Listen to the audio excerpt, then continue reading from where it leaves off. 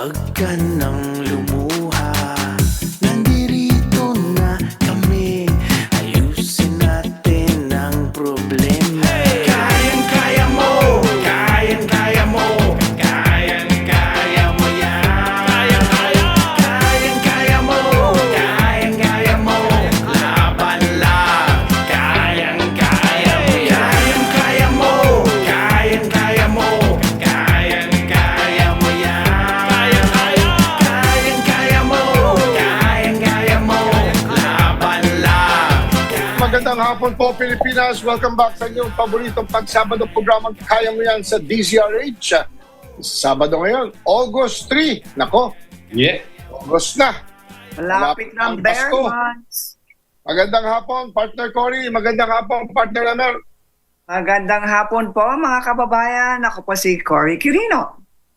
Yes, good afternoon po. This is Emer the General Gingon. Welcome back. Happy Saturday. Yes, thank you. Welcome back. At nako, talaga ito Olympics na ito na nagkakagulo sa mga transgender, tunay ba, na Yeah. babae. Oo. Ha? Ang daming mga komentaryo. Pero sa daming kontrobersya. Pero alam mo, Alitong kama. sa totoo lang, dapat malaman natin yung facts, di ba? Ano ba ang tunay na facts? Yeah. Ang tunay na facts, ito ay tunay na babae. Ha? Ayun. Oh. Ha? Tunay na babae ito. Itong si, yung mo naman ang pangalan, no? Imaine. Naku. Imaine.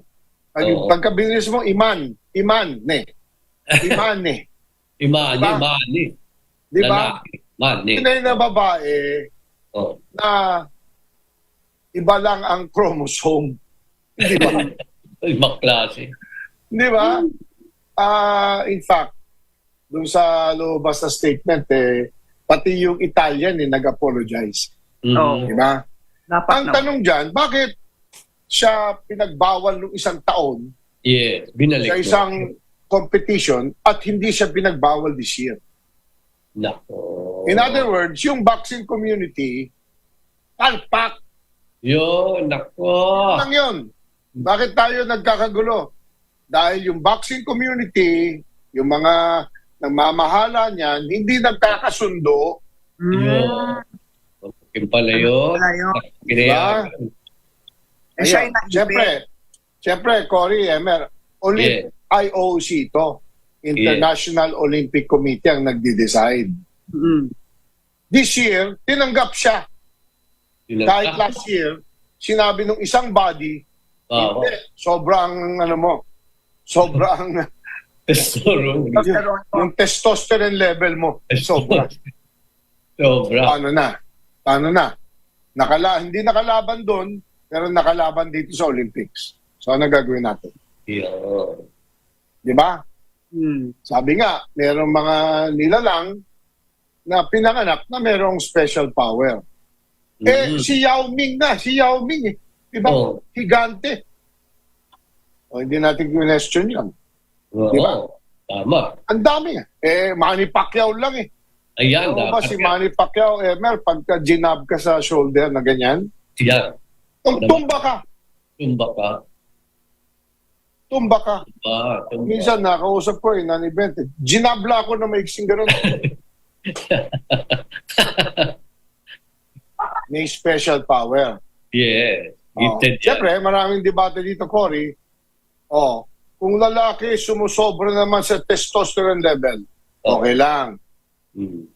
There was a time, I read in history, ayaw talaga yung mga babae mag-compete sa Olympics. Mhm. Chine-check ang ari. Nako. Napaka-demeaning. Hanggang dumating na yung panahon, babae na rin ang malakas. Babae na rin. Nung lumakas naman ang babae, kagaya ni Imaine, Yeah. ayun, kinestyon naman. Kaya nagkakagulo, kasi minsan nang binan, at ngayon nakalaban ulit. So ano ba talaga? Diba ngayon may mga balita, Cory, na maraming corruption sa boxing. Na. Ganon. Pinasok na rin yan. Pero panalo Yan ang problema. Panalo yung ating Yes, congratulations si Nesty. Buti na lang si Nesty, walang duda. Oh yeah, siyempre. Galing. hindi pinagkakadudahan si Nesty. Yun. So anyway, panoorin natin kasi simula't simula pa, controversial na itong Olympics na ito eh. Yeah. Dahil nga naman alam mo, isa lang, nakadaan ka ba ng France, Emer? Dumaan ka ng France? South of France, yes, nandun na ako. Magte-train na sana ako biglang nangyari opening ceremonies. Hindi na lang. Nagkagulo yung train system Nagkagulo yung train system. Ayoko Alam na. mo, sa totoo lang, Cory, ito, alam natin lahat to. Yes. Yung pagka-arrogante ng mga French. Oh, yeah. Even though they don't have Diba? to speak English, they won't speak English. Di ba, nung araw, unang punta ko sa France, sa mga coffee shop, hindi ka basta Arrogant. makaupo dun sa tabi ng kalye. Doon ka sa loob. Titingnan ka pa. Head Nung kumita na sila sa tourism, sure. Tapos nag-English na. Ayun. Pinansin Nung ka. araw, di ba? Bali wala. Ngayon hindi Saka, na. Ngayon hindi na kasi na-realize nila ang income nila sa tourism. Ang problema, pinag-host sila ng Olympics, syempre, gagawin namin ang gusto namin. Ayun. Hindi na opening ceremony sa stadium. Hindi na. Doon na sa dagat, sa river. Yan, river. O, ano nangyari? O, ano pinakita? Nako. Gumawa pa ng parang, sige ba, ang debate, ano ba yan? Parang Last Supper? Huli na nga Huli na nga. Last Supper yan, sabi ng mga friends. No, it's not. No. Di ba? Gusto lang nila maging iba. Yeah, wali. Di ba? Tapos, ang tataba ng mga sumasayaw. Oh. Ano mga transgender pa? Yeah. Alam mo naman, love natin yung Cory? aso. Mga matataba, yung mga iba-ibang shapes and sizes, tinatanggap na yun ngayon.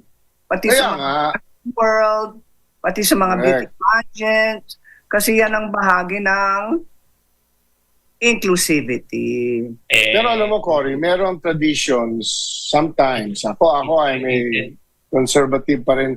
There are certain traditions that you have to maintain. Of course. Ay, alam ko kung anong tinutukoy mo dyan. Pero wala pinabayaan sila di ba? O sige, ikaw ang host, bahala ka. Magpaano ka dyan sa Seine River, magpasayaw ka dyan, magpalabas ka ng mga kung ano-ano. At yung triathlon sa Seine River, yung mga nag-swimming, naku, ang daming nagkasakit. Yun. Ang daming nagkasakit. Ay, Di ba? Kaya nga, Anyway, sa oras natin 4:30 ng hapon, siyempre, pinakamalaking balita mula sa Department of Agrarian Reform. Farmers Cooperative sa Camarines Sur nagkaroon ng new market partnership with ito na, Philippine Army. Nakita mo yun, Lemer, ha? Galing talaga ni Secretary Conrad. Sa isang unprecedented o hindi kauna-unahang collaboration ng Department of Agrarian Reform at ng Agrarian Reform beneficiaries sa Camarines Sur at ng 9th Infantry Division ng Philippine Army nakabase sa Pili. Alam niyo ba, nandyan yung bagong airport sa Pili?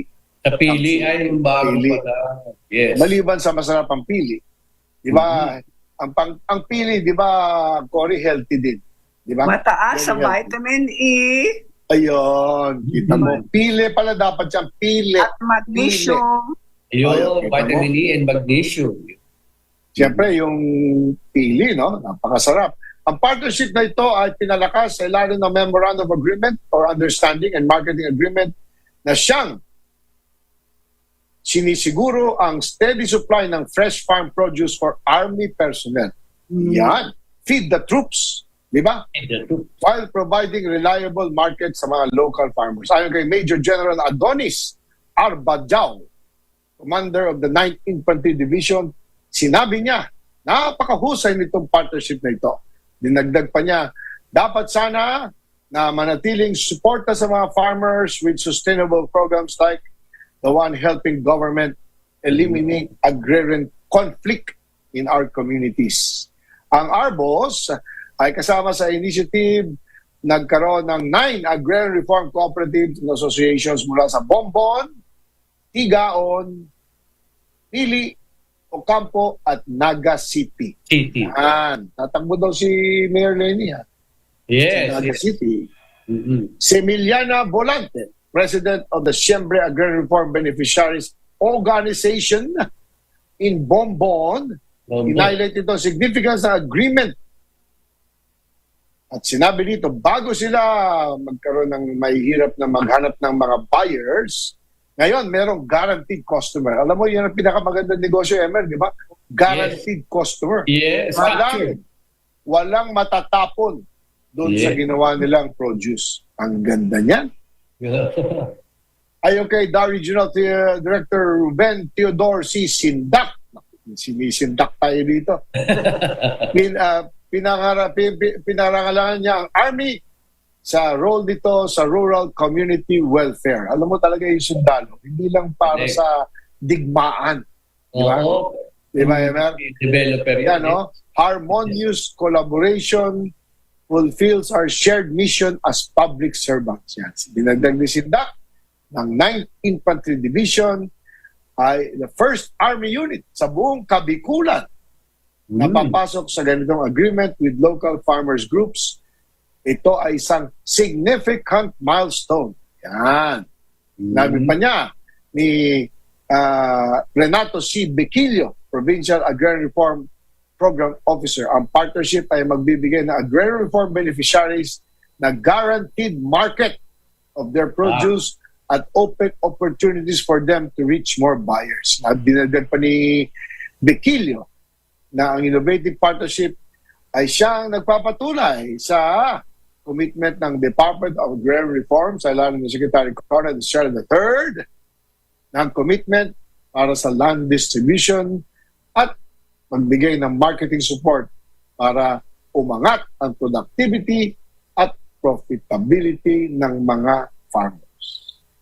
Ang event na ito ay siyang sinamihan din ni Reform Program Officer Rodel Martinez, Chief of Support Services, Aiza B. Mendez, at personnel mula sa program beneficiaries ng Development Division at mga taga-9th Infantry Division ng Philippine Army.